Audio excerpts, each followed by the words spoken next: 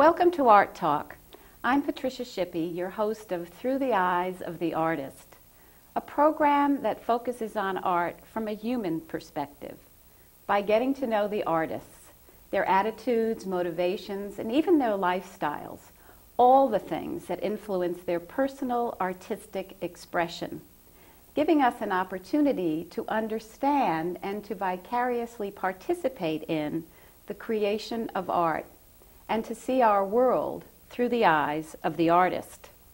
Today's Art Talk is as much about speed, motion, and automobiles as it is about art, which, as you know from our series, takes in many forms, just within the visual arts.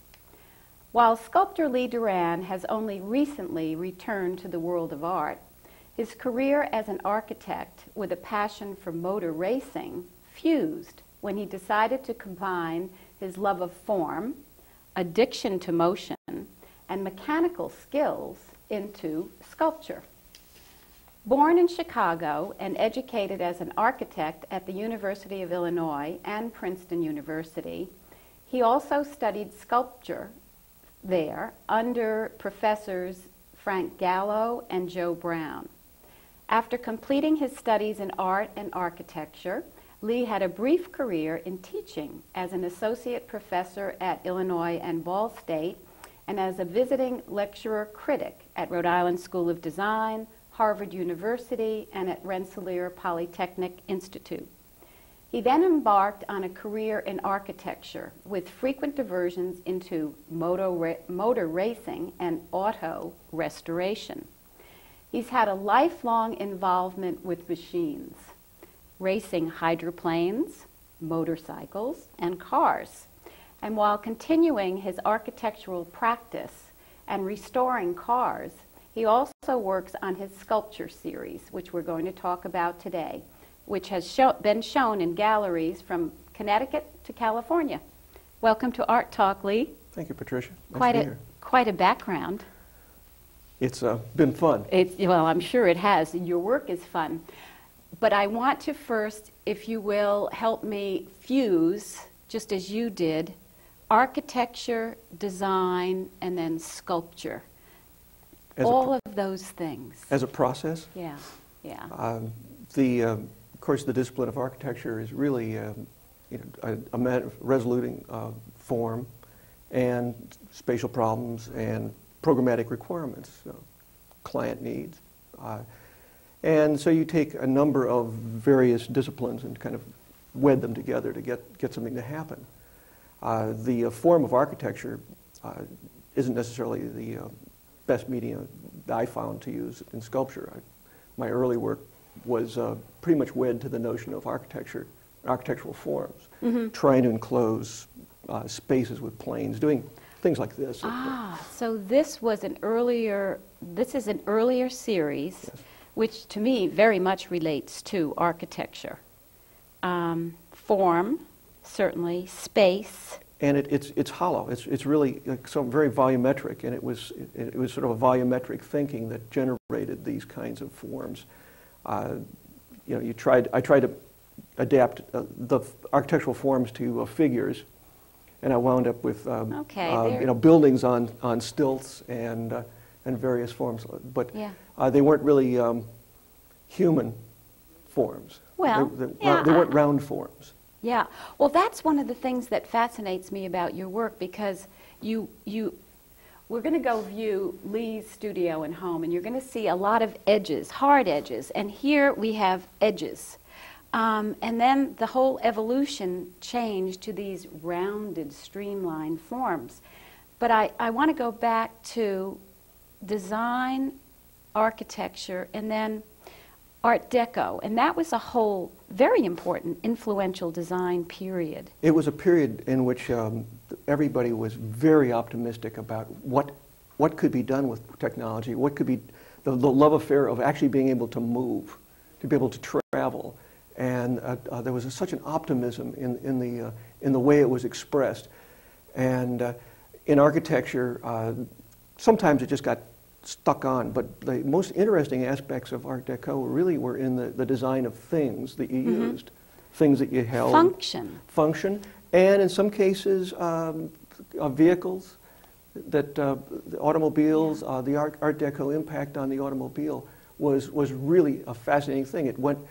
It took it out of the old Edwardian carriage notion and invested it with a sort of a thing in its own right, a real sense of elegance in its own vocabulary, which was this movement. Marrying, as you have talked about in your work, function with form into an elegant whole. I mean, that's what you've been doing. Yes, that's what it's all about. But you have gone, I mean, in your architecture, function is very much a part of it. And it's a requirement. You're not working for yourself, you're working for other people, you're working for clients.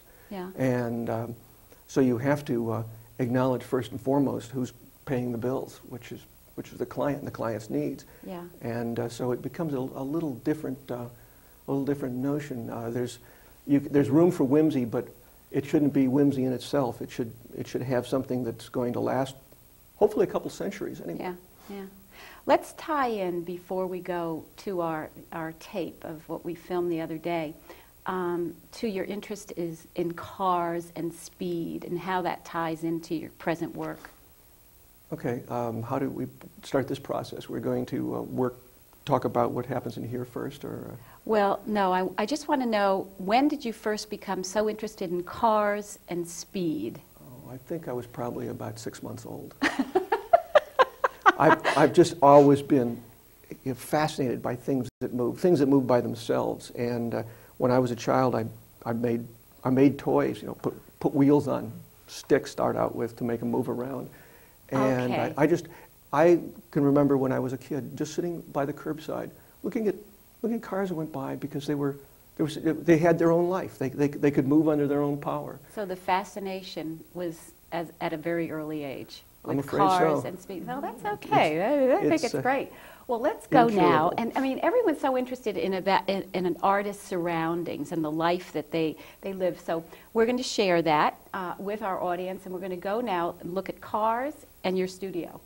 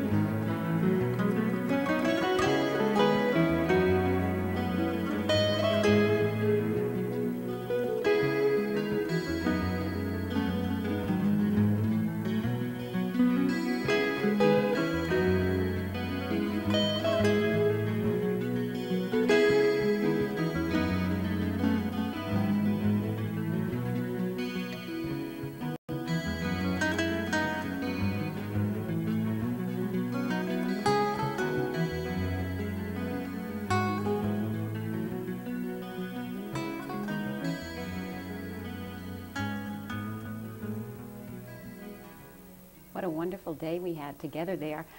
Lee, it was all reflections. Even initially on the car, I'm sure the camera had some problems with in and out, because that's what your work is all about. Even your architectural work, reflections. It's probably the underlying theme in a lot of what I do. The form, to me, isn't simply something that's defined by walls, but it's defined by light and how the light models the form. And with the highly polished pieces, the reflection is the form. It becomes much more a strong element than the shape itself. And so you start to model the piece of sculpture to generate the reflection, just to get that particular piece of kind of captured fire, just going to sliding along and moving. So light has to do with reflections. Light and speed really have a lot to do with reflections. I'm beginning to understand that.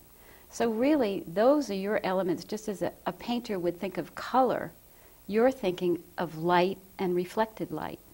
And how to make it, a piece, have the sense of being moving along, even while it's stationary.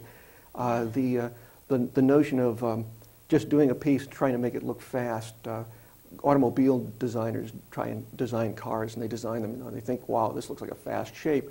And you put it out in the street, and the reflection is wrong on the shape, and it looks like it's parked or it's going backwards. You have to really concentrate on that, on where the lines are going to be and how they're going to caress the form to make it look like it's going fast. Caress. Well, that's the streamlining, and it can work or not work, right? I mean, absolutely. It can be a villain. The camera in some of those shots was trying to show the pieces, and the camera was focusing and unfocusing, trying to latch onto the light, because the light actually tends to stand away from the sculpture a little bit. It jumps away, and it tricks the eye. Though the human eye can perceive these forms much better than the camera ever could possibly dream of doing. So this is really also interesting in terms of movement, light, movement, and speed. All of these things have fused, again, using the word fused, into your current work, which is so different from where you came from originally. I've been trying all my life to overcome my background. I'm just in some areas starting to succeed. Oh gosh. Well, let's come back in a minute. We're going to first take a break for a public service announcement, and we'll be right back.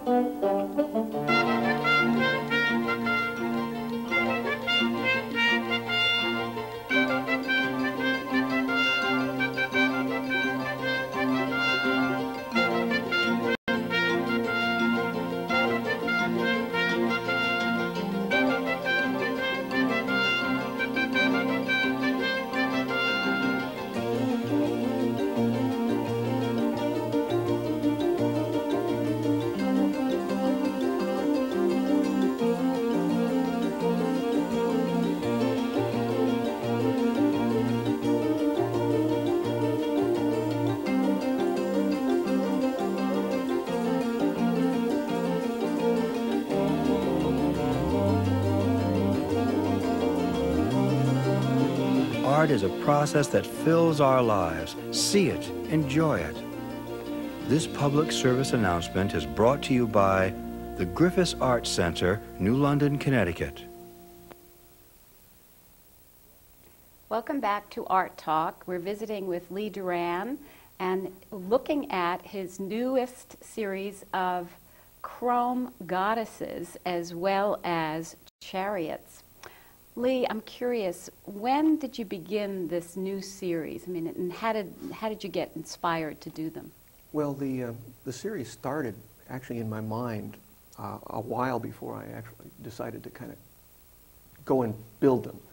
And I've been doing a lot of work in restoring automobiles and making parts for obsolete engines, and I was doing all these casting pieces, and at the same time looking at what was happening in the world of automotive art, which tends to be more of a very, very conservative world, actually. Other than the graphic arts end of the automotive art, most of automotive sculpture was things that looked exactly like the car the individual would own, or they were cartoons of the cars individuals owned. Is there such a thing as automotive art? Yes, there is, and it's actually it's been a field that has existed since the first automobile, and some very interesting and well-known painters and sculptors have tried their hand at it. The Michelin Corporation in France did a great deal to foster the art of the automobile back in the early teens and 20s, and still does to some extent. Oh. And but they were depicting, for marketing purposes, the theme of the auto and the notion of travel, because if you traveled, then you used their tires, you wore out their tires, you bought more. It was good commerce. Yeah, yeah. But most of the art tended to look very much like a car or something, you know, and it didn't look to me like what was really happening to the thing. A motorcycle has a movement all of its own. Yes. It's sort of a magical movement because it's very much as like flying as you can get and still remain in contact with the ground. And so it banks and it twists and it moves around. And the rider isn't simply somebody that's placed on top of this thing. No, the rider's kind of wrapped around the motorcycle. You're part of it. You've got because to you be. have to move with the machine. Harmony. And in complete harmony. So there's this fusion, this melting of the participant and the vehicle. Yeah, yeah. And that is actually what generated that first piece, the solo, which is this outermost piece, which the rider is just completely one with the machine. And that piece was designed to move like a motorcycle. Sitting on a normal pedestal, it tilts, it banks, and you can move it around. And so that was going along in my mind while I was contemplating starting the series, and that and this one which I call Chariot, which is actually this three-wheel piece with the machine and man all wrapped up in a one form. Yeah. And so that they're indistinguishable. Right, right. But you mentioned casting, and we're going to go in a minute to your home again, and we're going to talk about process, because it was in the sand casting of automobile parts that must have generated some creative thinking for you. So we're going to come back to that after we go and talk a little bit, see some pieces, talk about process, and then we'll really get into process when we come back. Let's go now.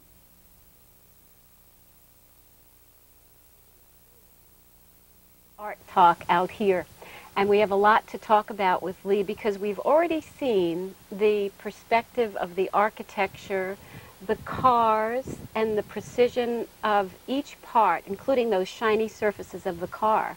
Now we have shiny surfaces of art pieces.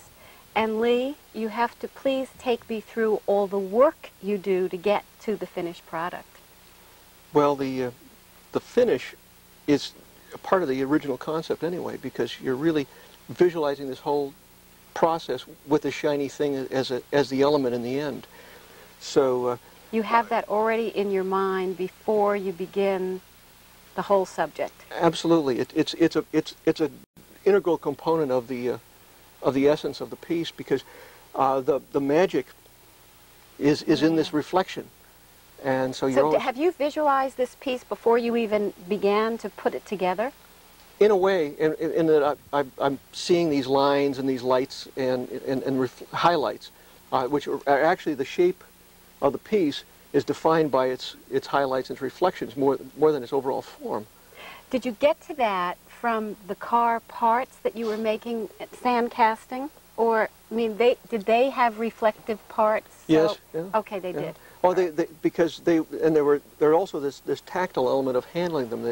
They're nice. They're nice to touch. You always and that's want what to all feel your work is about. I mean, I'm going to sit with this, if I may. It's just fingerprints. Yeah.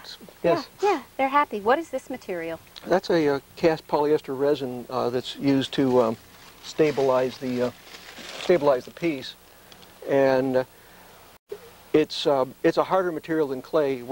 Working initially with the idea in clay so I can change it rapidly, and then I make a silicone rubber mold to extract the image off the clay, so I can work with something that actually has reflections. Because and then you cast? Then once I build it up to a finish that I can actually see the light hitting it and get that right, then I'll pull a casting and polish it to the final finish, and then evaluate it. And sometimes you may have to change the lines because they're not, the reflections aren't right. Yeah, yeah. And then you'll do a series of these, of course. This is the Chrome Goddess series. Yes, yes. Yeah, yeah. We'll see some of the finished pieces. This is really. Let me. Yeah, you've got one of the finished pieces. There. Yeah. Great, great. That's the. So here you are. Now tell me, knowing how you've got to do hands-on, you've got to think this through. There's about 6 processes in between. How do you get from here to there? Is that easy for you to describe in 12 sentences? Well, once this piece is not just merely a representation of the final piece, but it's also a castable form. So every piece that I make like this has to be something that can be extracted from the sand. Yeah. And so there's been a lot of trial and error in shaping the piece so that it is castable. So this one happens to be a whole form, and it is castable. It's one piece. It's a one-piece casting. They not all are, so we'll see some of that in your studio, I think, so that we can see it, the parts. This one happens to be one. Does it keep changing from here to there? I mean, absolutely. Actually, this pattern now, this was an early one, and I keep changing the faces. Yeah. And this face has evolved into a different expression. So for each cast, you change the face just to make it more interesting. It imparts a sort of an individuality to the piece. Indeed. And it's sort of fun. I like the idea that they're not all the same. Just because the process can reproduce the general form, the signature of the artist should somehow kind of be in the metal, and so that's part of what it is. The change of it, yeah. Although it's an addition, is it not? I mean, this piece is an addition, or when you change the face, it's still the same addition. It's still the same addition, but it just sort of keeps evolving. Has a bit of a change. And you can put them, if you put them all together in the addition, you'd find these different expressions. And while they're all sort of the same family of forms, they have personalities. Yeah. I find it very interesting that the surface and the reflections is your key, first of all. Secondary is the subject, almost. I mean, the subject is obviously speed. Absolutely. The mascot, cars, racing, but how you get there is just amazing to me. That's the architectural background, the steps to build something. Is it necessary for you to build? It is. I have to make them. I think part of it goes back to when I was in high school being forbidden to take shop. That really, I was appalled. I wanted to follow a career in engineering. I didn't know I was going to become an architect at the time. Yeah. And they said, well, if you're going into college, you can't take shop.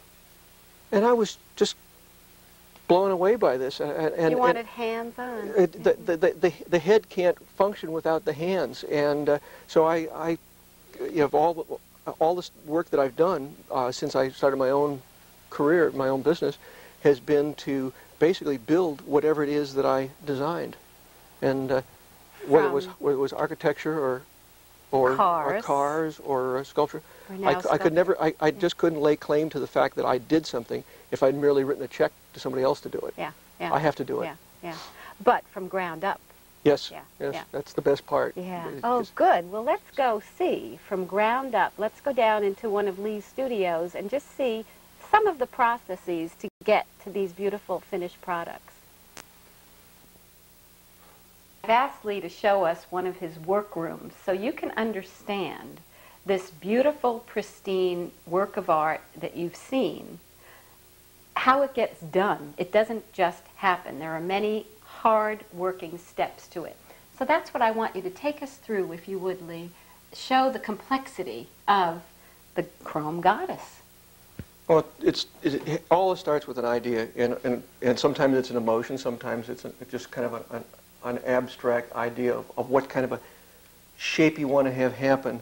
And sometimes I'll make a droodle. I do a lot of thinking in airplanes sometimes, because it's sort of kind of captive, and you're moving, and it's sort of an exciting thing. And I'll do a little sketch, and this is just, it's a really rough idea of just sort of this happens to be a sphere I wanted to see a shape emerge from. And then I mock it up in something that's workable. But you've already had the concept of the shiny surface before you've even done the drawing. Absolutely. Okay. It's in there. It's what's kind of driving it along. Okay. And so the picture is here, and then you go with the hand to a drawing, and then all these steps. Figure out how to resolve it into a form. And in this case, was trying to make something on a sphere, and still do it in a sand casting process. So this is a shape that I'm trying to do that can be cast in sand, and so all the perspective and all the dynamics of the shape have to expand into the background. Sort of the reverse of a perspective, but that's so you can enable it to be placed in the sand and pulled out for this process. For the process. Okay. So every decision is tempered by the casting process as well. It's a nice editor. It keeps keeps you honest. Confined to what you okay. And so this thing will continue to evolve along until I'm happy with the shape. It's worn a couple of different headdresses and a couple of different faces. Certainly different lips. You know, it's got different lips. Yes, absolutely. Yeah. And it will probably, before it's all done, even when it's in the metal, change its shape again. And so you build it to that level, and then you've got to take this now and make it something you can actually start to work with, because the clay is way too soft. And actually, if you put the lights over it, it actually gets gooey. And what we need to do is get to something that's a castable material. Which is? I use a concoction of polyester resin and little foam beads, and that makes a material that's kind of almost like bone. And then, do you do that right here? Yes. What we do is we'll take one of these. This happens to be the motorcycle form, which is this thing here. Piece, yeah. And this thing was, when it was in clay, it was embedded in the clay, and the pattern was lifted. This form. And the pattern was lifted off of it in this form into this rubber mold. All right. And then. So you do that right here. Right here. This is my science lab. Okay. Polyester resin. You mix all these nasty things and you cast them up. Yeah. And then you withdraw a sort of a nice hard thing. All right. And then this then can be worked on to make the casting mold, because it still has to be able to be shaped and it still has to be able to be made in metal. And you can make a lot of things in clay and plastic that you can't actually get out of the foundry. So everything from here then has to be made into a castable form. And we use whatever means necessary to Is it trial and error? With these materials, there's a lot of error. There are some castings that come out so gooey that you never think you're going to ever get them off your hands when you're done. Well, you started this whole thing though with car parts when you needed a part of a car. But is this different from that? No, not really. That's a piece for my car. Okay. Here. Oh, there you go. All right. Same desk. This is the All same right. desk. I'm trying to recreate a piece for a restoration for my old Indy car. All right. And this happens to be the hubcap. This is an impression of the remaining hubcap that was on the automobile. Special something or other. Yeah. And so you take this process and you make it. So the practical aspect of working in the casting foundry triggered the artistic. Yes, because it's an industrial process. Yeah. And yeah. You took it another step. I just kind of took the nice pieces and the aesthetics of it, yeah. and said, well, why can't we make art with it too? Yeah. Yeah. It was a natural, and it has a repeatability in the casting process that I like, because I like multiples. And building. And you can build on them. Yeah. And then you can take a piece like this or a casting and then fabricate it and combine it with another element.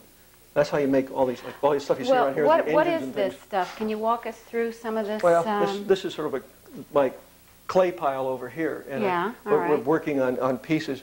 And then we get the larger machining parts. This is a big vertical mill, and so bandsaw. But basically, I'm working on trying to make and restore old. This is an obsolete engine part that was made in 1928, and I'm restoring that particular engine, which is a mate to the one I have in my race car, and I have to make the parts. And so sometimes you machine a piece, and sometimes you're casting components, and you make all sorts of patterns, and eventually you get all the pieces assembled, and you can put them together and make a nice functional. So you've gone from functional to, what should we call them?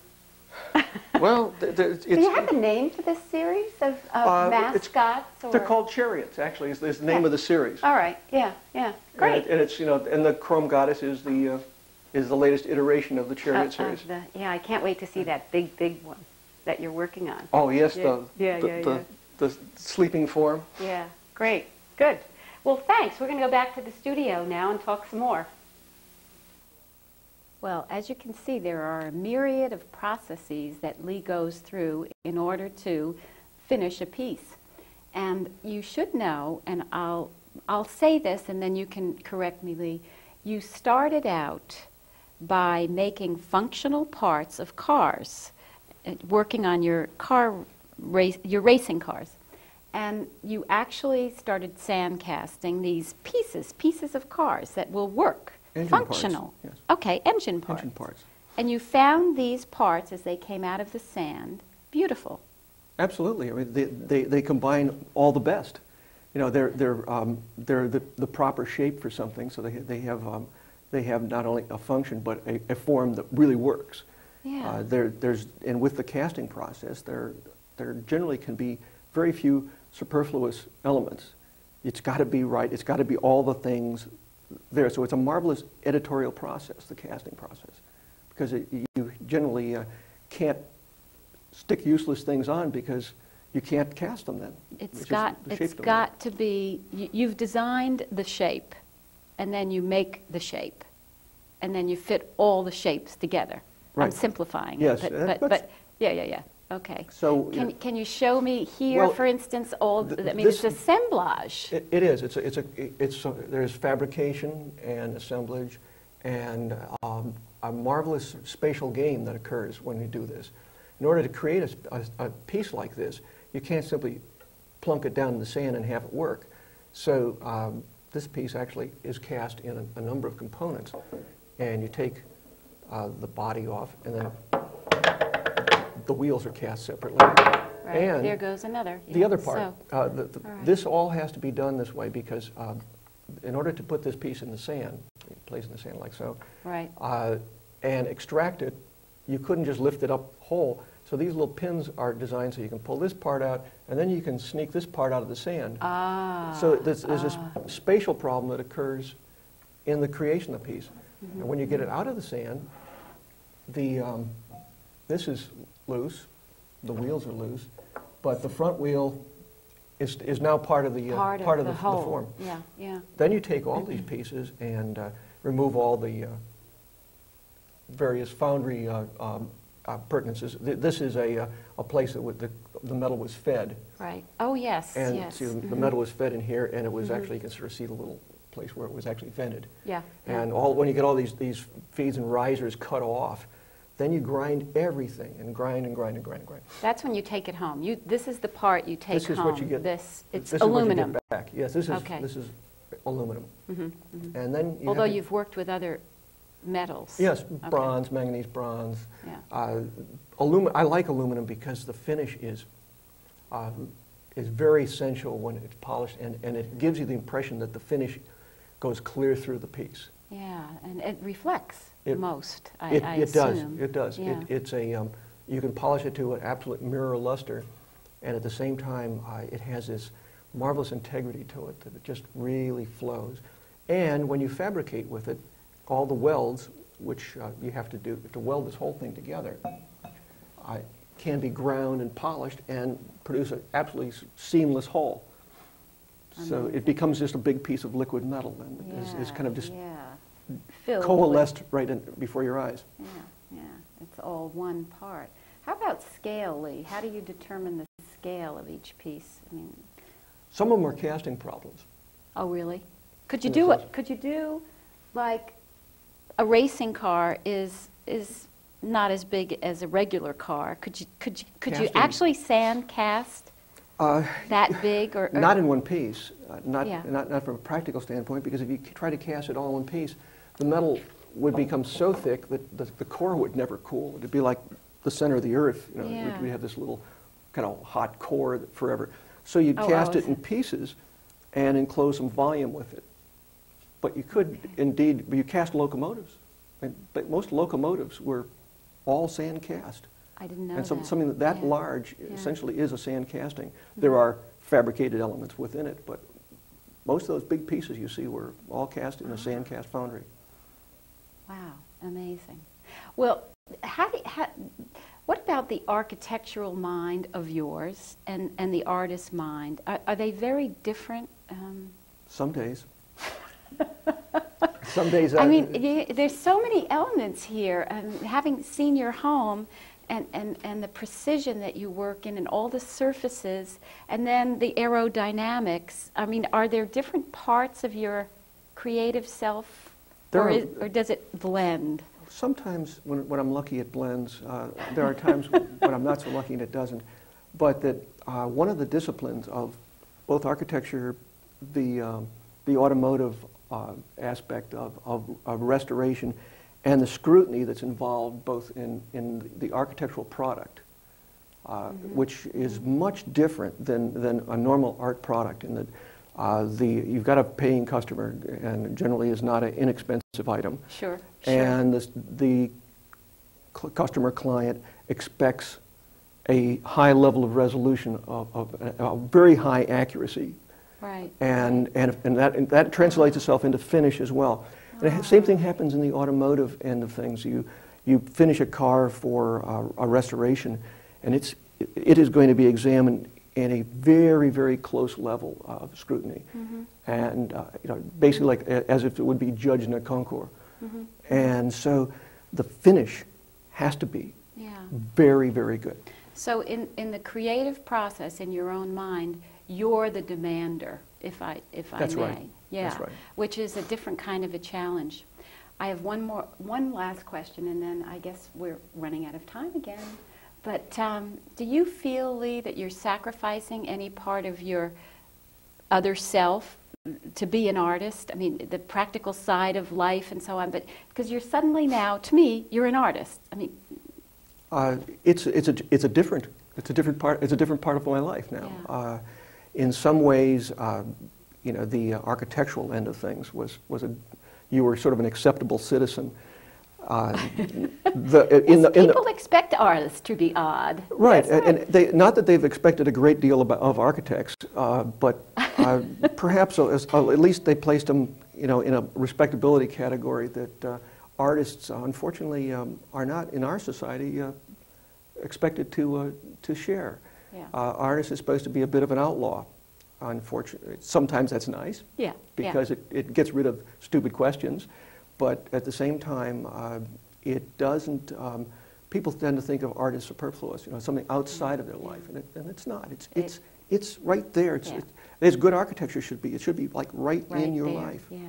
Well, thanks, Lee. And that's what Art Talk is all about. Art is life, and life is art. Thank you for joining us for this week's Art Talk. I hope you've enjoyed visiting with Lee Duran and in his studio and learning all about speed, motion, cars, and art. Until next time, I'm Patricia Shippey.